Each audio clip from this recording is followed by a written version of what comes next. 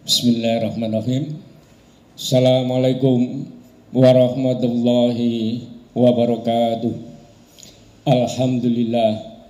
Alhamdulillahilladzi an'amana bi ni'mati imani wal islam wa huwa dhamun ni'am.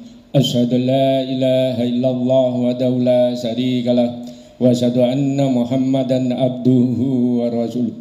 Wassalatu wassalamu ala nabiyina Muhammadin wa ala alihi wa sahbihi ajmain amat. Masyaallah muslimin wal muslimat jamaah Masjid Al-Mahamah yang dimuliakan Allah. Marilah kita senantiasa berpuji syukur kehadirat Allah Subhanahu wa taala yang telah memberikan pada kita nikmat iman, nikmat Islam serta nikmat sehat sehingga kita dapat melaksanakan salat zuhur berjamaah. Salat dan salam kita sampaikan pada junjungan kita Nabi besar Muhammad sallallahu alaihi wasallam, pada keluarganya, para sahabat, pada umatnya. Masyaallah muslimin wal muslimat jamaah Masjid Al-Mahamah yang dimuliakan Allah. Pada kesempatan pada salat zuhur sejenak kita mau itu hasanah, yaitu kita ngambil tema 3 kunci surga. Rasulullah bersabda, "Man radiya billahi rabbah wa bil islami dina wa bi Muhammadin nabiyya wa rasulah wajabat lahul jannah." Barang siapa yang ridho kepada Allah sebagai Tuhannya, Islam sebagai agamanya, ridho kepada Nabi Muhammad sebagai nabi dan rasulnya, wajib baginya masuk surga. Hadis riwayat Muslim. Jadi 3 kunci surga itu pun Rasulullah. Nah, pertama kita ridho kepada Allah sebagai Tuhan kita, tidak ada Tuhan selain Allah. Maka Allah berfirman di surat Toha ayat 14. Bismillahirrahmanirrahim. Innani annallahu la ilaha illa anna fa'budni wa aqimis sholata lidzikri. Sungguh aku indah Allah, tiada Tuhan yang patut disembah kecuali aku. Laksanakan sholat untuk mengingatku. Nah, ini implementasi daripada hadis Rasulullah. Kita ridho kepada Allah sebagai Tuhan kita, makanya kita diperintahkan untuk sholat. Nah, sholat ini dalam rangka mengingat dan kita menyembah kepada Allah. Kemudian Allah berfirman di surat Al-Ankabut ayat 45. Bismillahirrahmanirrahim. Utlu ma uhiya ilai kitabi wa aqimis sholata inna sholata tanha anil faksai wal munkar waladikrullahi akbar wallahu ya'lamu ma tasna'un. Bacalah Al-Quran yang telah diwahyukan kepada Nabi Muhammad. Kemudian sholat itu mencegah perbuatan keji dan mungkar. Dan sholat itu merupakan zikir yang utama daripada zikir-zikir yang lain. Nah, ini yang berkenaan dengan kita ridho kepada Allah, yaitu kita diperintahkan sholat. Kemudian Allah berfirman di surat Ad-Dariyat ayat 56. Wa ma khalaqtul jinna wal insa illa liya'budun. Aku tidak menciptakan jin dan manusia kecuali untuk beribadah kepadaku. Nah, jadi yang berkenaan dengan kita ridho dengan Allah itu diperkuat dengan dalil-dalil dalam Al-Quran. Pertama tadi surat Toha ayat 14, kemudian diperkuat lagi di dalil surat Al-Ankabut ayat 45, kemudian surat Ad-Dariyat 56. Nah, kemudian kunci surga yang kedua yaitu kita itu ridho kepada Islam sebagai agama kita. Itu pun Allah berfirman di surat Ali Imran ayat 85. Allah berfirman, Bismillahirrahmanirrahim, wa may yabtaghi ghairal islami dina wa Muhammadin nabiyya wa rasulah wajabat lahul jannah. Barang siapa yang mencari agama selain Islam, makanya tidak diterima, dan di akhirat dia termasuk orang-orang yang merugi. Nah, ini berdasarkan dalil yang ada di surat Ali Imran ayat 85. Jadi nanti kalau para jamaah ingin berinteraksi dengan Al-Quran, dalil-dalil itu bisa kita buka di surat Ali Imran ayat 85. Kemudian kunci surga yang ketiga yaitu kita ridho kepada Nabi Muhammad sebagai Nabi dan Rasul. Itu pun Allah berfirman di surat Al-Ahzab ayat 21. Allah berfirman, Bismillahirrahmanirrahim, laqad kana lakum fi Rasulillahi uswatun hasanah liman kana yarju wa yawmal akhir wa dzakarallaha katsira. Sungguh telah ada pada diri Rasulullah itu suri teladan yang baik bagi orang-orang yang mencari rahmat Allah.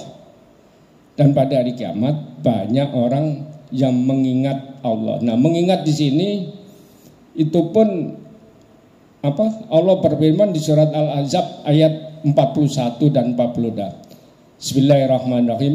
Ya ayyuhalladzina amanu dzkurullaha dzikran katsira wasabbih bukratan wa asila.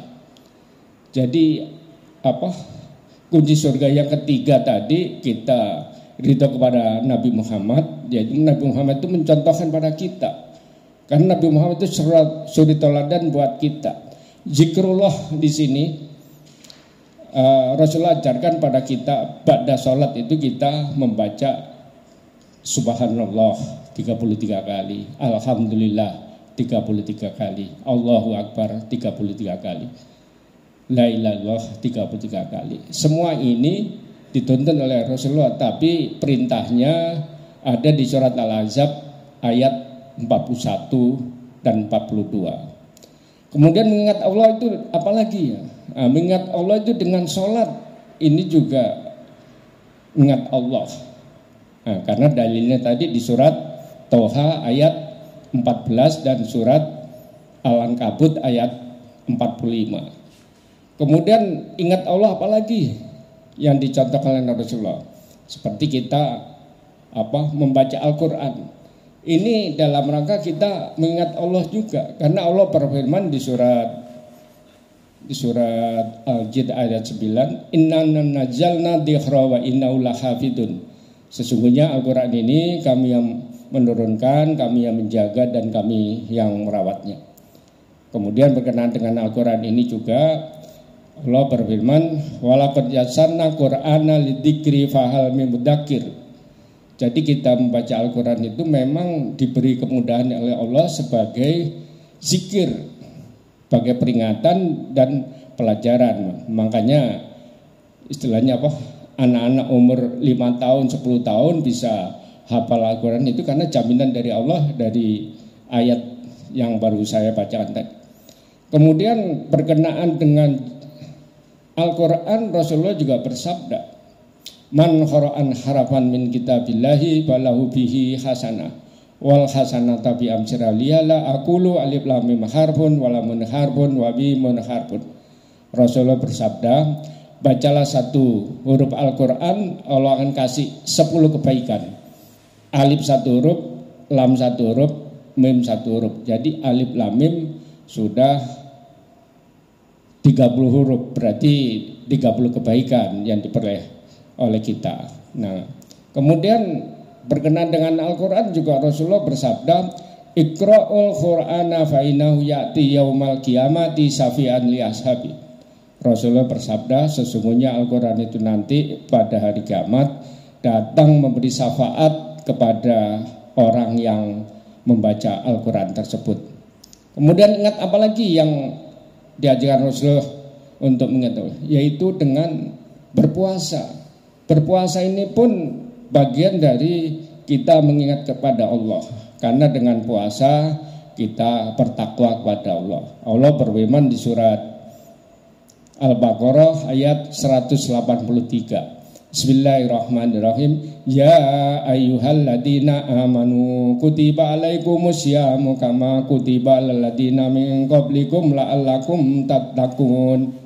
Wahai orang-orang beriman, diwajibkan atas kamu berpuasa sebagaimana diwajibkan orang-orang terdahulu sebelum kamu. Nah ini kan wajibnya, sunnahnya puasa Senin Kemis dan puasa Yaumil Bid. Nah ini kan bagian dari zikrullah, ingat Pak. Kemudian Rasulullah ajarkan lagi yang berkenaan dengan zikrullah, yaitu kita menunaikan ibadah haji dan umroh bagi yang mampu. Makanya di sini bagi yang mampu. Nah, itu pun Allah berfirman di surat Al-Baqarah ayat 187. Bismillahirrahmanirrahim. Al-hajju asyurum maklumat faman farada final hajja wa rafasa wala fusuka wala jidala fil hajj wa ma taf'alu min khairi ya'lamullah wa tazawadu fa inna khairu zaddit taqwa wattaquni ya ulil albab. Jadi haji ini pun untuk bertakwa kepada Allah.